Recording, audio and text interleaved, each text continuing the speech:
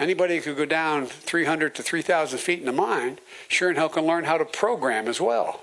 Anybody who can throw coal into a furnace can learn how to program, for God's sake. But if you want to kill the economy, get rid of your oil industry. You want, and what about fracking? All right, let me allow Vice President Biden to respond. I never said I oppose fracking. You said it on tape. The oil industry pollutes significantly. I see. Here's the deal. But that's you a can't big do statement. That. Well, if you let me finish the statement, because it has to be replaced by renewable energy. Well, I'd certainly welcome you to present your data of all the thousands and thousands of people who won't be getting a green job. The fastest growing job in the United States before COVID was solar power technician.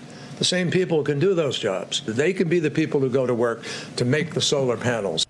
Remember that? Remember John Kerry, Joe Biden, Jen Psaki talking about firing U.S. oil and gas and coal workers, telling them, just go code, learn how to code, find a green energy job on your own.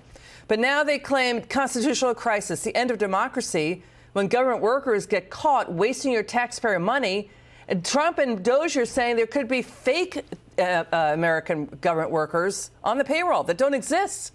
Joining us now from House Oversight, he's Tennessee Congressman Tim Burchett. Congressman, it's great to have you on again. So what do you make of this new instance of Democrat hypocrisy? They're not protesting, the thousands of soldiers and first responders fired for refusing the COVID shot, or Biden and John Kerry telling oil and gas workers go code, but they're upset about firing government workers, wasting taxpayer money? Well, it's the flavor of the week, Liz, as you know, and thank you for having me on. In my office alone, we ask our employees to every week they have to tell what they do. They work for the constituents, the people of the 2nd Congressional District of Tennessee, and dadgummit, they got to answer to me, so they're going to tell me what they did. And you do it in business. It's called accountability. And the only place you have no-show jobs are mob construction jobs and the federal government. President Trump is exactly right.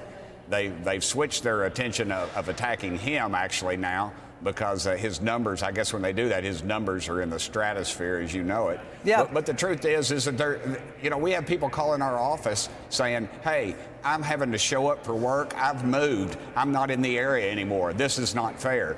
That's the craziest thing I've ever heard. But yet, this is what we have. This is the arrogance you have in the federal government. President Trump, Elon Musk, the group at Doge, they're going after him. They're squealing like a stuck pig. Congressman, it's to the polls, the new Harvard-Harris poll, a record 52% approve of President Trump. Trump and Musk, they gave these government workers a month's warning.